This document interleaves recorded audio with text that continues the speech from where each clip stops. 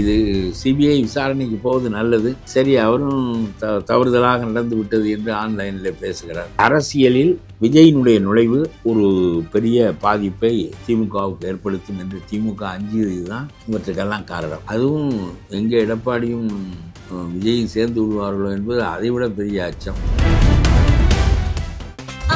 No compromise. உங்க சைடுலயும் எங்க சைடுலயும். It's a GT promise. GT Holidays, South India's #1 travel brand. தமிழர்களின் #1 choice Tamil matrimony.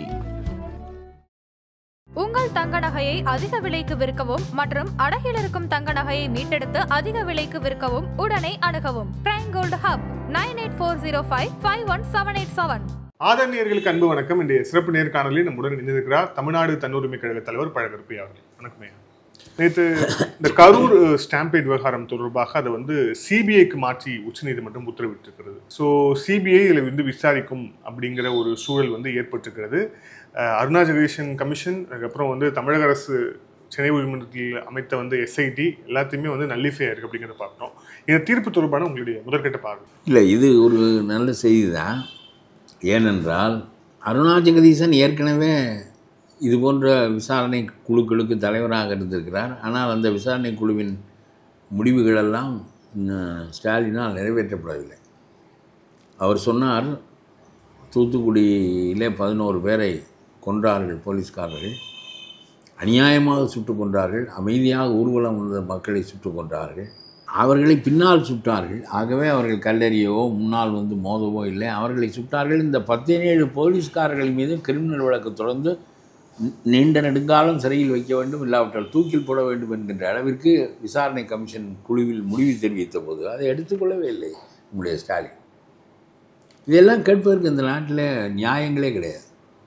ஒரு விசாரணை கமிஷன் அமைத்தால் அந்த விசாரணை கமிஷனை எடுத்துக்கொள்ள வேண்டும் என்று, அதனுடைய முடிவை எடுத்துக்கொள்ள வேண்டும் என்ற கட்டாயம் அரசுக்கு இல்லை என்றால் எதற்கு விசாரணை கமிஷன்? எவ்வளவு 11 உயிர்கள் பறி போயின. அமைதியாக ஊர்வலம் வந்த மக்கள், எங்களுக்கு கேடு என்று சொன்ன மக்கள். ஆக இந்த போலீஸ் அதிகாரிகளெல்லாம் அங்கே 2ஆம் சம்பளம் வாங்குகிறார்கள் ஸ்டெர்லைட்டில். அதனாலே அவர்கள் சுட்டார்கள், இவ்வளவு வன்கொடுமையாக சுட்டார்கள். இதாவது நசுங்கி செத்தார்கள், அறியாமையினால் செத்தார்கள், அது குறிவைத்து சுட்டான். அதற்கு கொடுக்கப்பட்ட தீர்ப்பில் அந்த போலீஸ்காரர்கள் வழக்கில் நிறுத்தப்படவே இல்லை, நீதிமன்றத்தில் நிறுத்தப்படவே இல்லை.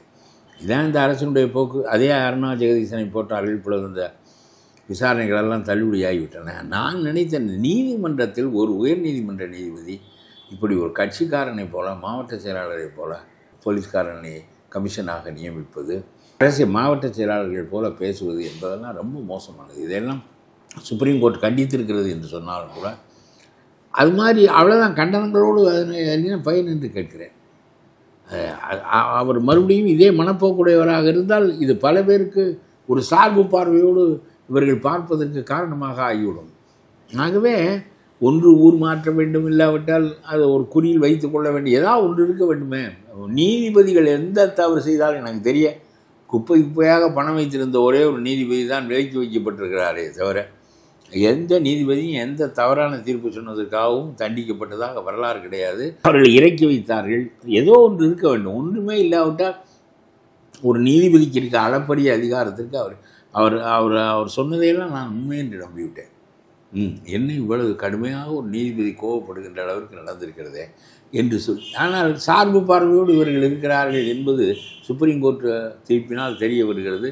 தேவையில்லாமல் இன்னொரு கோர்ட்டு விசாரிக்கின்ற போது இவர் நுழைகிறார், இவர் ஒரு விசாரணை கமிஷனை போடுகிறார். இதெல்லாம் அப்புறம் நீதிமன்றங்களே எப்படி நடந்தால் அப்புறம் யாரை நம்புவது என்கின்ற கேள்வி வந்துவிடும். இதோடு சிபிஐ விசாரணைக்கு வந்தது என்பது நல்லது. ஏனென்றால் இந்த போலீஸ் சீமான் கேட்கிறார், நம்முடைய மரியாதையே போய்விட்டது, நம்முடைய போலீஸினுடைய மரியாதையே போய்விட்டது. என்ன இருக்கிறது போலீஸுக்கு மரியாதை? உனக்கு புத்தி இருந்தால் பேசுவாயா? இந்த போலீஸ்காரன் 17 பேரும் சேர்ந்து கொண்டு 11 பேரை சுட்டானே, இவனிடம் எந்த நீதி உணர்ச்சியாக இருந்ததா? அந்த மக்கள் செய்த குற்றம் என்ன குற்றம் செய்தார்கள்? அவர்கள் ஊர்வலம் போனார்கள், மனு கொடுக்க போனார்கள், அவர்களை போய் சுட்டார்கள். சுட்டவர்களின் மீது நடவடிக்கை எடு, அது ஒரு கொலை குற்றம் என்று நீதி விசாரணை கமிஷன் சொன்ன பிறகு கூட நடவடிக்கை எடுக்கவில்லை என்றால் இந்த போலீஸ் நல்ல போலீஸ் அதிகாரிகள் இல்லையா? இந்த சிபிஐ காரனுக்கு 2 மூளை இருக்கிறதா, இவனுக்கு 1 மூளை தான் இருக்கிறதா என்றாலும் கேட்கிறாய். இப்படியெல்லாம் பேசுகிறாய். நீ எல்லாம் உனக்கு 8 ஓட்டு போடுகிற மக்களை சொல்வதா, உன்னை சொல்வதா என்றே எனக்கு புரியவில்லை. இதெல்லாம் என்ன அசிங்கமான பேச்சு. அவன் சார்பு பார்வையோடு நடந்து கொள்கிறான், கொத்தடிமை போல் நடந்து கொள்கிறான். நம்முடைய போலீஸ் சுயமாக செயல்படுகின்ற போக்கு இல்லை. நீங்கள் போய் ஒரு வழக்கு கொடுக்க வேண்டும் என்று சொன்னால் ஒரு வட்டச் செயலாளர் என்னை அடித்து விட்டானெல்லாம் கொடுக்க முடியாது, அதை வாங்கவே மாட்டான் அந்த வழக்கை.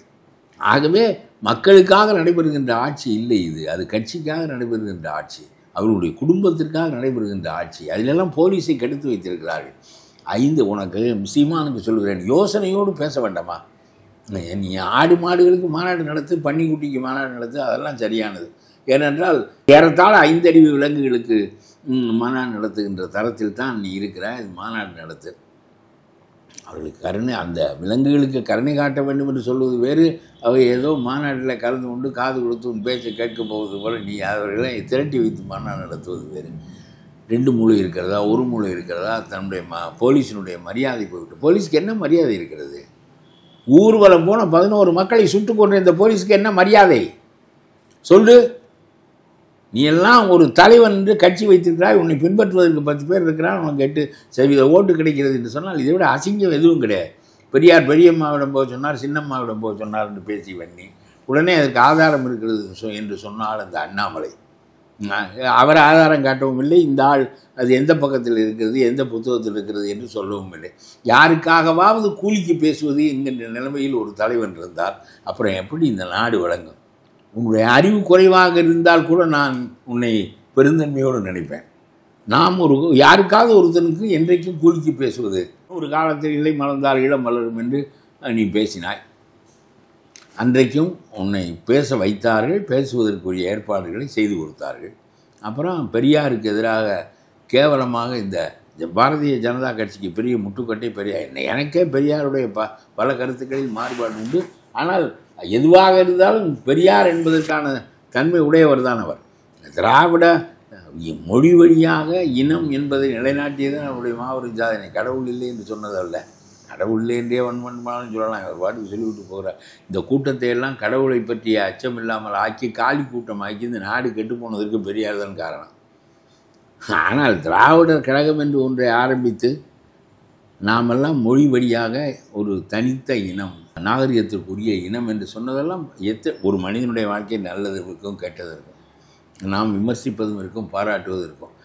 அப்படி பாராட்டுவதற்கு ஒரு அம்சமாக இருக்க வேண்டியது. இந்த சீமான், அண்ணாமலை இவர்களை பார்க்கிற போது தான் என்ன பாராட்டுவது என்று எனக்கு தெரியவில்லை. என்ன வேண்டுமானாலும் பேசுகிறார்கள் இவர்கள்.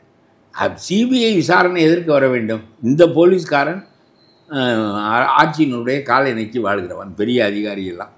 அவனுக்கு அந்த பதவி வேண்டும். அவன் ஒன்றுமில்லாத துறையில் கொண்டு போய் ரிசர்வில் போட்டு விடக்கூடாது என்பதற்காக இவர்கள் என்ன வேண்டுமானாலும் அவர்கள் சொல்வதை கேட்பார்கள். இப்படி விளக்கப்படுத்தப்பட்டிருக்கிறது 50 ஆண்டுகளாக. அதன் காரணமாக நம்முடைய போலீஸில் ஒரு நீதியையும் பெற முடியாது. அந்த நிலையில் சிபிஐ வருவது என்பது, சிபிஐ மைய அரசுக்கு கட்டுப்பட்ட அமைப்பு தானா என்றால் ஆமாம். ஆனால் ஸ்டாலினுக்கு கட்டுப்பட்ட அமைப்பு இல்லை.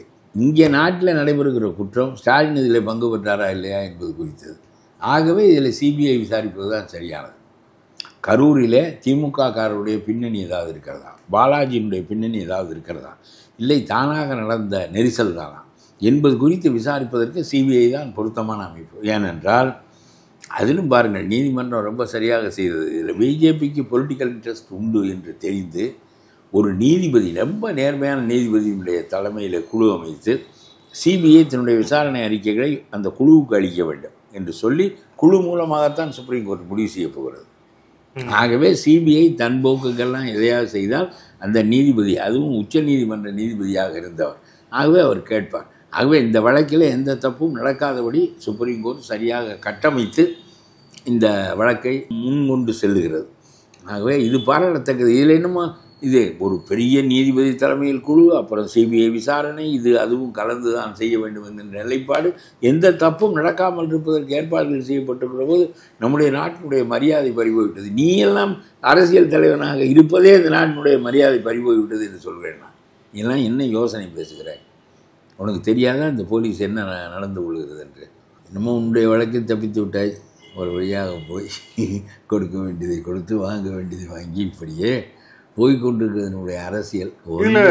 இன்னைக்கு சட்டமன்றம் கூடியிருக்கிறது. முதலமைச்சர் இதற்கு விளக்கம் கொடுத்திருக்கிறார். இந்த கரூர் சம்பவம் தொடர்பாக முதன்முறையாக அதுல விஜய் தாமதமாக வந்ததுதான் இந்த நெரிசலுக்கு காரணம் அப்படின்னு சொல்லியிருக்கிறார். விஜய் மீது செருப்பு வந்து விழுந்தது, அதுக்கு காரணம் வந்து அவர் ஒரு கவனம் ஈர்ப்புக்காக செய்தது அப்படின்னு சொல்லியிருக்கிறார். ஸோ முழுக்க முழுக்க விஜய் வந்து தாமதமாக வந்ததுதான் இந்த நெரிசலுக்கே காரணம் அப்படின்னு முதலமைச்சர் சட்டமன்றத்தில் விளக்கம் கொடுத்திருக்கிறார். பெரிய அளவுக்கு விசாரணை நடைபெறப் போகின்ற காரணத்தினால், அது உச்ச நீதிமன்ற ஓய்வு பெற்ற நீதிபதியின் தலைமையில் நடக்கப் போகின்ற காரணத்தினால் உண்மையை நாம் அறிந்து கொள்வதற்கு காத்திருக்கலாம். ஏனென்றால் நாம் எல்லோரும் இன்ஃபரன்ஸ் என்று சொல்வார்கள், உயிர்த்தறிதலின் மூலமாக பேசி பிழையாக போய்விடக்கூடும். ஆனால் ஒன்று மட்டும் உண்மை, சிறைப்பறிந்தவன் யாராக இருக்கட்டும், இதை ஆரம்பித்து வைத்தவன் எவனாக இருக்கட்டும், போலீஸினுடைய பங்கு இதில் என்னவாக இருக்கட்டும், எல்லாமே தெளிவாக தெரிவதற்குரிய வாய்ப்புகள் உண்டாகிவிட்டன. ஆனால் ஒன்று மட்டும், இவர் ரொம்ப காலந்தாழ்ந்து வந்தது என்பது இவருடைய, அது இவ்வளவு பெரிய கெடுதல் வரும் என்று தெரிந்திருந்தால் செய்திருக்க மாட்டார். அவர் மனமாற செய்த ஒன்றில்லை. அவரை பொறுத்தவரையிலும் அவர் ஒரு சினிமாக்காரராகவே இன்னும் இருக்கிறார். ஒரு அரசியல் தலைவராக அவர் ஆகவே இல்லை. அவர் ஒரு பெரிய கொள்கைகளை சொல்லி அந்த கருத்துக்களை கொண்டு போய் சேர்த்து மக்களை மடக்கி கருத்து பூர்வமாக அவர்களை சிந்திக்க வைத்து, அந்த கூட்டமும் அத்தகையதாக இல்லை, இவரும் அத்தகைய அறிவார்ந்த கருத்துக்களை முன்வைக்கக்கூடியவராக இல்லை. ஆகவே இவருடைய வலிமை என்ன? கூட்டம்தான் வலிமை. இவருக்கு ஒரு பிம்பம் கட்டுகின்ற அந்த பிம்பம் தான் இவருடைய வலிமை. 70 mm திரையிலே காட்டப்பட்ட பிம்பம் எப்படி ஒரு மிரட்சியை இளைஞர்களுக்கு உண்டாக்குகிறதோ, அந்த மிரட்சியை அப்படியே கொண்டு செலுத்த வேண்டும். பெண்கள் வருகிறார்கள், ஆண்கள் வருகிறார்கள், பிள்ளைகளை தூக்கி கொண்டு வருகிறார்கள். ஆகவே விஜய் ஒரு மாபெரும் சக்தியாக வெளிப்பட வேண்டுமென்றால் அந்த ஊருக்கு அவர் வருகின்ற போது அந்த ஊர் நிலை குலைய வேண்டும். ஏன் பேருந்து ஓடவில்லை? ஏன் ஆட்டோ ஓடவில்லை? ஏன் கடைத்தெரு மூடி கிடக்கிறது? விஜய் வருகிறார், விஜய் வருகிறார், விஜய் வருகிறார். சின்ன ஊர்களில் ஒன்றுமே செய்ய முடியாது, ஊரே அடைபட்டு விடும். திருச்சிக்குள்ளே அவர் நுழைந்ததே 8 மணி நேரம் காலத்தாழ்வாக 5 கிலோமீட்டர் தூரத்திற்கு போகிறாரே, மரக்கடையில் கொண்டு போய் அங்கேயே நடந்திருக்குது. மரக்கடை அவ்வளோ சின்ன இடம், அதில் கொடுத்ததே தப்பு. ஆகவே இவர் அந்த பிம்பத்தின் மூலம்தான் தன்னுடைய அரசியல் உயிர்ப்பு இருக்கிறது என்று அவர் கருதுகிறார். அதனால் லொங்கு லொங்கென்று ஓட விடுகிறார் தன்னுடைய தொண்டர்களை. மோட்டர் சைக்கிளில் பின்னால் வருகிறார்கள், நடுவிலே வருகிறார்கள், சேர்ந்து வருகிறார்கள், லொங்கு லொங்கென்று கொடியை கட்டி கொண்டு ஓடி வருகிறார்கள். எதற்கு இதெல்லாம்? நேரடியாக எம்ஜிஆர் வருவார் மேடையில், நேர கார் வந்து வேகமாக நிற்றவுடன் ஓடி வருவார், அவ்வளோதான். பேசுவார், மறுபடியும் திரும்பி அந்த கூட்டம் அசைவதற்குள் காரில் ஏறி போய்விடுவார். அப்படித்தான் நான் பார்த்துருக்கிறேனே தவிர, சாதாரண தலைவர்கள் மக்களே வந்தே பேசலாம், ஒரு பரபரப்பும் இருக்காது. தலைவனுக்கும் தொண்டனுக்கும் உள்ள உறவு அது. இது அப்படிப்பட்டதல்ல. இது தலைவன் தொண்டன் உறவல்ல, இது ஒரு மயக்கம், இல்யூஷன். இந்த இல்யூஷன் மக்களுக்கு இருப்பதை போக்குவதற்கு பெரிய அறிவூட்டல் காலங்காலமாக நடக்க வேண்டும். அது கிரிக்கெட்காரனிடம் இருக்கிறது, சினிமா நடிகையிடம் இருக்கிறது, நடிகையிடம் இருக்கிறது. இதெல்லாம் வெற்றி கூட்டம் என்பதற்கு ஒரு திமுக காரன் ஒன்று செய்வான் என்று நான் எதிர்பார்த்தேன். நயன்தாராவை கொண்டு வந்து கன்னியாகுமரியிலிருந்து காஷ்மீர் வரை, இது சென்னை வரையிலும் விட்டு இந்த கூட்டமும் அந்த கூட்டமும் ஒன்று தான் என்று மெய்ப்பிப்பான் என்று நான் எதிர்பார்த்தேன். நான் செய்யவில்லை.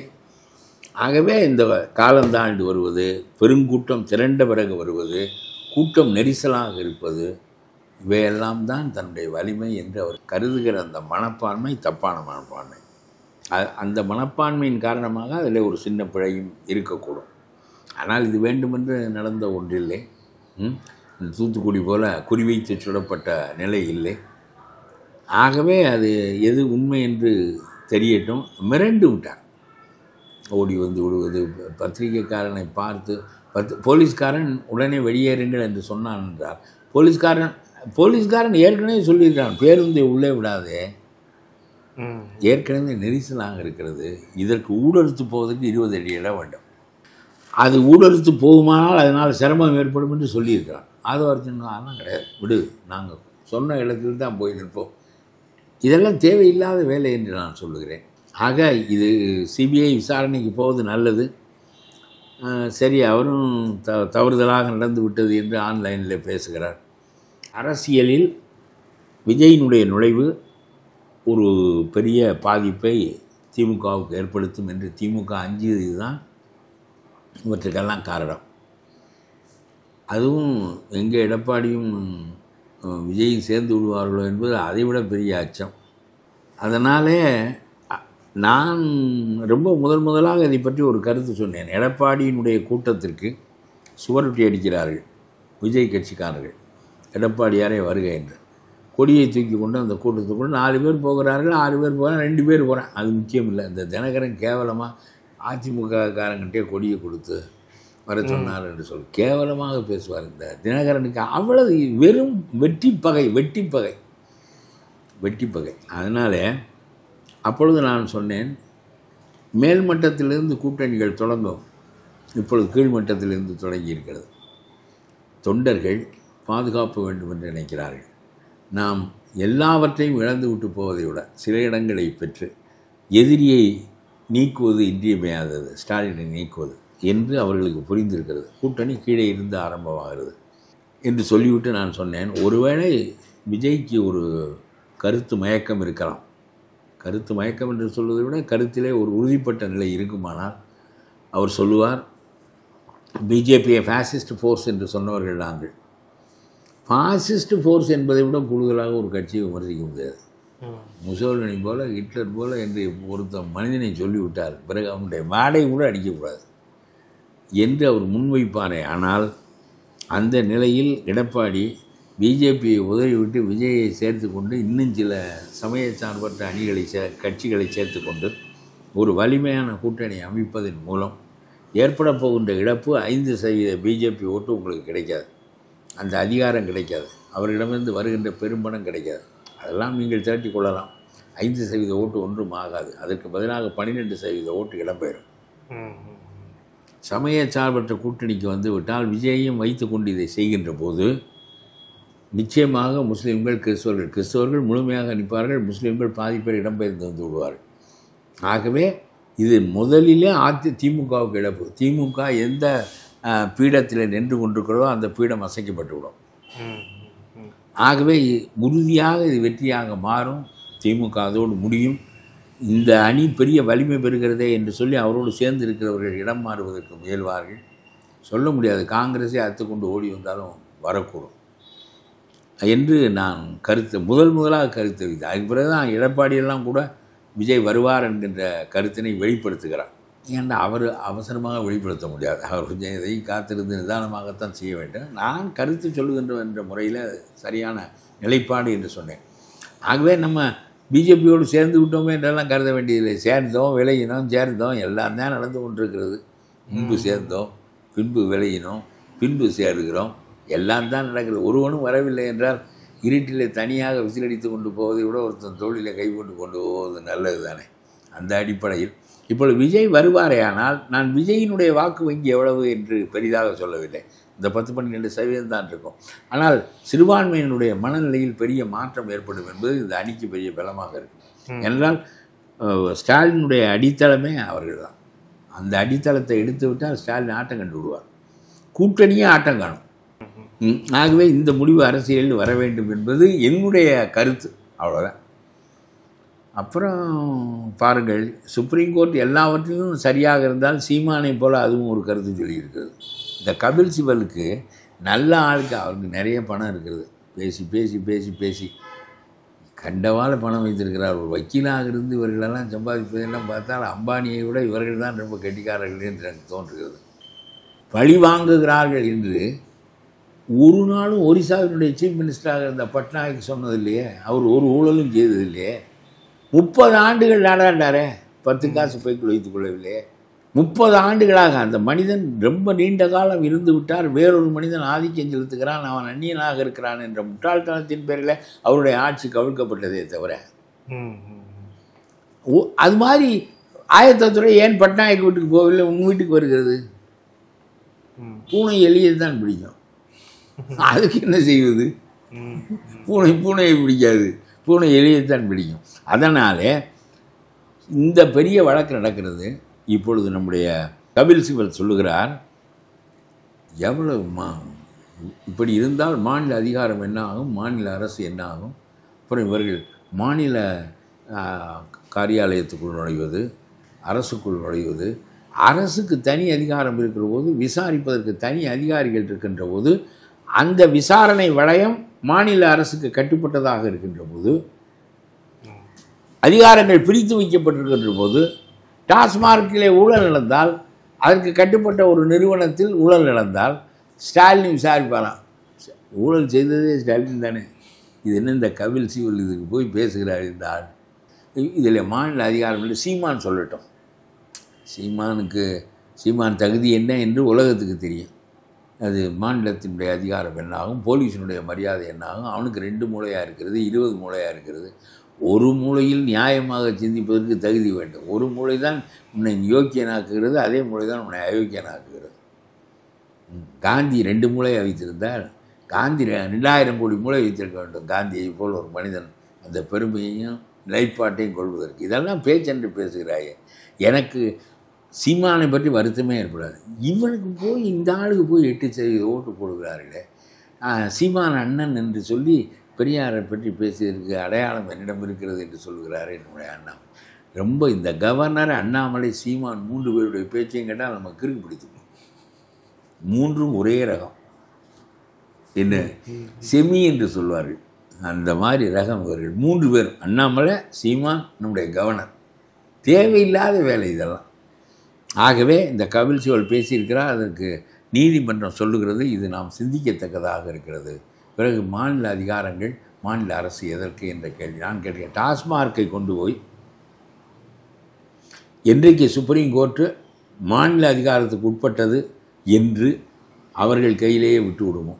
நான் சொல்லுகிறேன், ஐயர் சாமி விட்டு நகையை, அம்மனுடைய நகையை களவாண்டு விட்டால் விசாரணை ஐயரே போடுவதா? கருவறைக்குள் போகக்கூடாது என்று சொல்வதா? ஆகவே இந்த வழக்கு திரும்ப மாநில அதிகாரத்துக்கு உட்பட்டது என்று வந்து விடுமானால் சுப்ரீம் கோர்ட் வரலாற்று பூர்வமாக தோற்றுவிடும். சுப்ரீம் கோர்ட் தன்னுடைய மதிப்பை இழந்துவிடும் என்றே நான் சொல்கிறேன். வாட்ச் டாக் ஆஃப் டெமோக்ரஸி என்கின்ற நிலையே போய்விடும். குற்றம் செய்தவன் அவன் என்று சொல்லிக் கொண்டிருக்கிறோம். ஆயத்த வரி கட்டாமல் சரக்கை வெளிப்படுத்தினான், போத்தலுக்கு 10 ரூபாய் வெளிப்படுத்தினான் என்றெல்லாம் பேசிக் கொண்டிருக்கிறோம். அப்புறம் அந்த அதிகாரத்துக்கு உட்பட்டது தான் அது, மாநில அரசாங்கமே விசாரிக்கட்டும் என்றால் திருடனுக்கு விசாரணை கமிஷன் வைத்துக் கொள்வானா? அதை விட கேவலமானது ஒன்றும் கிடையாது. ஆகவே சுப்ரீம் கோர்ட் பல சமயங்களில் இப்படியும் பேசுகிறது, அப்படியும் பேசுகிறது. ஒரு வரலாற்று சம்பவம் தொடர்பாக, குறிப்பாக நம்மளுடைய முன்னாள் நிதியமைச்சர் ப. சிதம்பரம் அவர்கள் ரொம்ப ரீசெண்டாக ஒரு இடத்துல பேசும்போது, இந்திரா காந்தி அவர்கள் நடத்திய இந்த ஆப்ரேஷன் ப்ளூ ஸ்டார் அப்படிங்கிறது தவறு, அப்படி செஞ்சிடக்கூடாது, பொற்கோயிலில் போய் நம்ம இறங்கிடக்கூடாது, ஆர்மிலாம் போய் இறங்கிடக்கூடாது அப்படின்ட்டு அவர் பேசியிருக்கிறார் அப்படிங்கிறத பார்க்குறோம். இது மிகப்பெரிய விவாதமாக டெல்லி வட்டாரத்தில் மாறியும் இருக்கிறது. உங்களுடைய பார்வை என்ன? ஏன்னா நீங்கள் ஆனால் உண்மையில் சொல்லுகிறேன், சிதம்பரம் பேசியதில் தவறு ஒன்று இல்லை. சிதம்பரம் பேசிவிட்டு அங்கே இருக்க முடியாது. அவர் கட்சி வைத்திருந்தாலுமே ஒப்புக்கொள்ள மாட்டார்கள். நான் சொல்லுகிறேன், ப்ளூ ஸ்டார், அதுவும் அவர்கள் ரொம்ப கடுமையானவர்கள் சீக்கியர்கள். இந்தியாவிலேயே ஜெனரல் டயர் என்கின்ற ஒருவன் சுதந்திர போராட்டத்தின், அதுதான் காந்தியை வேகப்படுத்தியது. ஜாலியன் வாலா பாக்கில் அந்த கூட்டம் கேட்டுக்கொண்டிருந்த மக்களை வருவதற்கு பாதை சிறிதாக இருக்கிறது, தெரிவிட்டு ஓடி வருகிறார்கள். அவர்களை வாசலில் நின்று கொண்டு அடுத்தடுத்து சுட்டுக்கொண்டே இருக்கிறான். 200 மக்கள் 300 மக்கள் சாகிறார்கள். தாங்க முடியாத கொடுமை. காந்தி தூக்கத்தை இழந்து விட்டார். அதற்கு பிறகுதான் காந்தி அரசியலிலே வேகம் கொள்ளுகிறார். ஒத்துழையாமை இயக்கமெல்லாம் வருவதற்காக தான் அடிப்படை. ஆனால் அப்படி சுட்டு விட்டு அந்த டயரை வெள்ளைக்காரர்கள் பாராட்டினார்கள். அவருக்கு பட்டம் கொடுத்தார்கள், அவருக்கு வீடு கட்டி கொடுத்தார்கள், வசதியெல்லாம் செய்து கொடுத்தார்கள், ஓய்வூதியம் கொடுத்தார்கள், எல்லாம் செய்தார்கள் அந்த ஜெனரேட்டர். அவன் சொன்னான், என்னிடம் இருக்கிற ரவைகள் தீர்ந்து விட்டன, குண்டுகள் தீர்ந்து விட்டன, இல்லாவிட்டால் இன்னும் சுட்டிருப்பேன் என்று சொல்கிறான். எங்கேயாவது அப்படி சொல்லுவானா? வெள்ளைக்கார நீதிபதிகள் அதையெல்லாம் ஏற்றுக்கொண்டார்கள். நம்முடைய தமிழ்நாடு அரசு மாதிரி தான் அது ஏற்றுக்கொண்டார்கள். அதற்கு பிறகு 40 ஆண்டுகள் கழித்து ஒரு சீக்கியன் அவனையே பின்பற்றி கொண்டிருந்துட்டு கடைசியில் அந்த ஜெனரல் டயரை சுட்டு கொண்டு விட்டான். சீக்கிய மதம் போல் இந்தியாவிலேயே 2 சமூகம் ரொம்ப வீரமான சமூகம், அந்த அசைய மாட்டார்கள். எல்லாவற்றும் உயிரிழப்புக்கு தான் பழக்கப்படுத்தப்படுவார்கள் அவர்கள். ஒரு முறை கரியப்பா சொன்னாராம், இந்த வேலையை செய்தவன் ஒன்று கூர்க்கு வீரனாக இருக்க வேண்டும், இல்லைன்னா சீக்கிய வீரனாக இருக்க வேண்டும். சாவு என்பது அவன் சாவது என்பதை பெருமையாக நினைத்து பழக்கப்பட்டுவேன். நம்ம தமிழனை ஒரு காலத்தில் இப்படி பழக்கப்படுத்தி இருக்கிறார்கள். களிர் எரிந்து வருதல் காளைக்கு கடனே. ஏண்டா சாகிறது பெரிய காளைக்கு கடனா, இல்லை இன்னொருத்தனை குத்தி கொள்வது பெரிய காளைக்கு கடனா? நான் ஒத்துக்கொள்ள மாட்டேன். இது ஒரு பெரிய வேலை. அரசன் அடித்து கொண்டாந்து கருவூலத்தையும் கொண்டி மகளிரையும் வைத்துக்கொள்வேன், உனக்கு கொஞ்சம் கொடுப்பேன். இது ஒரு பெரிய வேலையை இது பெரிய வீரமா என்று கேட்கிறேன். நான் இந்த கடிதறிந்து பெயர்தல் காளைக்கு கிடந்தே என்பதெல்லாம் மனித உயிர்கள் பறிக்கப்படுகின்றன. எதற்காக? அவனுடைய ஆடு மாடுகளை மேய்த்து கொண்டு வருவதற்காக, அவனுடைய சொத்தை பறித்து கொண்டு வருவதற்காக அரசன் ஏவுகிறான். நீ அந்த வேலையை செய்கிறாய். செய்து விட்ட பிறகு உனக்கு கொஞ்சம் பங்கு கிடைக்கிறது, அரசனுக்கு கருவூலம் வந்து சேர்கிறது என்பதற்காக நீங்கள் செய்கின்ற போரெல்லாம் பெரிய வீரப்போரா என்று கேட்கிறேன். நான் அந்த வீரயுகம் என்கின்ற பாடல்களில் பாதி பாடல்களில் எனக்கு உடன்பாடு இல்லை. அது ஒரு பக்கம் இருக்கட்டும். இந்த சீக்கியன் கடைசியில் ஜெனரல் டயர் சுட்டுக் கொல்லப்பட்டு செத்தான். அதே மாதிரி தங்க கோயிலுக்குள் எப்படி நீ வரலாம்? இவர்கள் தங்க கோயிலுக்குள் ஒரு எக்ஸ்ட்ரீமிஸ்டை பதுக்கி வைத்திருந்தார்கள். பிந்திரன்வாலாக அவர்கள் வைத்திருக்க கூட நீ வெளியே போய் நடத்து. எங்களுக்கு குருநானக் முக்கியம், அந்த நூல் முக்கியம், நீ வெளியே போயிரு என்று சொல்ல வேண்டும். அதை விட்டு அவனை உள்ளே வைத்திருந்தார்கள். இந்திரா காந்தி அவனை பிடிப்பதற்கு ஆரம்பித்து என்பதால் கொன்று விட்டான். இது ஒரு பக்கம் இருக்கட்டும். அதனால் சீக்கியர்கள் காங்கிரஸின் மீது பெரிய வெறுப்பு கொண்டார்கள். மன்மோகன் சிங்கை தலைமை அமைச்சர் ஆக்கி அந்த பகைமையை போக்கினார். ராஜீவ்காந்திக்கு பின்னால் இந்த குடும்பம் சோனியா காந்தி போக்கி அந்த பகையை போக்குகிறார்கள். ஆனால் மிகச்சிறந்த தலைமை அமைச்சர் மன்மோகன் சிங். இந்திய வரலாற்றினுடைய தலைமை அமைச்சர்களிலேயே இந்த மார்க்கெட் எக்கானமியை புகுத்தி சோசலிசத்தை அமுக்கி மார்க்கெட் எக்கானமியை புகுத்தி இன்றைக்கு இவர்கள் செய்வதெல்லாம் பின்னால் வருகிறவர்கள். ஸ்டாலின் காணுகிற வளர்ச்சியெல்லாம் மன்மோகன் சிங் உண்டாக்கிய வளர்ச்சி. ஆனால் இதற்கு முன்னால் 15 ஆண்டுகளுக்கு முன்னால் ராஜாஜி சொல்லுகிறார், சோசலிசம் தான் உனக்கு. நான் கொஞ்சம் சோசலிசம் மனப்பான்மையுடையது தான். சோசலிசம் தான் கேடு. நீ சந்தை பொருளாதாரத்தை கொண்டு வா, அது அவனுடைய வேலை பெருக்கி எடுத்து விடுவான், அவனை அவிழ்த்து விடு. நீ எதற்கு கட்டுப்பாடுகளை பெர்மிட்டுகளை நீ வைத்து கொண்டிருக்கிறாய்? நாடு வளரும். அதுக்கு ஒரு கேள்வி கேட்டார்கள் அவரிடம். பெரிய பெரிய நிறுவனங்கள் வளருமே, மக்கள் அவ்வளோதெல்லாம் வளர முடியாதே, அவர்கள் கட்டுப்பாட்டுக்குள் வளரும் என்பது அதனுடைய தீமை தான். ஆனாலும் கூட மக்கள் பசியற்று இருப்பதற்கான வேலை வாய்ப்புகளை இதை உருவாக்கி கொடுக்கும் என்று அவர் சொன்னார். அது ஒரு பக்கம் இருக்கட்டும். மன்மோகன் சிங் பெரிய தகுதியான தலைமை அமைச்சரை சீக்கிய இனத்திலிருந்து கொண்டாந்து சீக்கிய பகையை போக்கினார். இது தேவையில்லாமல் இந்த ஆழ்வை இதை பேசியிருக்கிறார். இதெல்லாம் சொல்ல வேண்டும். சீக்கிய இனத்தில் மன்மோகன் சிங்கை நாம் பெற்றோமே என்று சொல்லியிருந்தால் அவர் இது சொன்ன காங்கிரஸ்கார ஏண்டா நாம் செய்த தவறுகளை பட்டியல் போடுவதற்காக நீ இந்த கட்சியில் இருக்கிறாய் என்று கேட்பானா இல்லையா? காங்கிரஸ் என்பது மிகச்சிறந்த இயக்கம், மிகச்சிறந்த இயக்கம். அது காந்தி உருவாக்கி வைத்த அடித்தளம் மிகச்சிறந்தது. அதனாலே நல்லதையும் செய்தார்கள், இந்தியாவுக்கு கெடுதலையும் செய்தார்கள். ஒப்பிட்டு பார்த்தால் நல்லதுகள் கூட இருக்கும். பெரிய மாற்றங்கள் அவர்களால் தான் உண்டாக்க முடியும், இவர்களால் உண்டாக்க முடியாது. பெரிய மாற்றம். கிரீன் ரெவல்யூஷனை அவன் தான் கொண்டு வந்தான். என்ன செய்யவில்லையே? மார்க்கெட் எக்கானமியை அவன் தான் கொண்டு வந்தான். எத்தனையோ காரியங்கள் செய்திருக்கிறார்கள். இது போன்ற தவறுகளும் அவர்கள் செய்திருக்கிறார்கள். எமர்ஜென்சியை கொண்டு வந்திருக்கிறார்கள், ஈழத்தை அழித்திருக்கிறார்கள். இவையெல்லாம் தவறுகள் தான். எல்லாம் தான் இருக்கும். குணம் நாடி குற்றமும் நாட வேண்டியதான் என்று வைத்துக் கொள்ளுங்கள். அதிலே இந்த சிதம்பரம் சும்மா ஒரு ஒரு பெரிய அறிவாளி என்ற எண்ணம் அவருக்கு உண்டு. ஆங்கிலத்தை தெளிவாக பேச தெரிந்தவனெல்லாம் இந்த நாட்டில் அறிவாளியாக கருதப்படுவான். அந்த வகை அறிவாளி அவர். அதனாலே கொழுப்பு இருக்க விடாது. பேசுவார், ஏதாவது நடுவே நான் ஒருவன் இருக்கிறேன் என்று பேசுவார். ஆளுங்கட்சியாக இருந்தால் சிதம்பரத்தை எல்லாம் ஊருக்கு அனுப்பியிருப்பார்கள். கட்சி தளர்ந்திருக்கிற காரணத்தினால் இருக்கிறவனை அனுப்பிவிட வேண்டாம் என்று வைத்துக் கொண்டிருக்கிறார்கள். அப்பனுக்கு எம்பி பதவி, மகனுக்கு எம்பி பதவி மிரட்டி வாங்குகிறார்கள் அந்த இடங்களை. அவர் என்ன பெரிய பணக்கார வீட்டில் பிறந்தவரே இவர் ஊழல் செய்தார், 100 நாள் உள்ளே இருந்தார் என்றவுடன் எனக்கு இந்த மதிப்பே போய்விட்டது. நன்றி சார். பல்வேறு கேள்வி. Thank you sir. Thank you so much.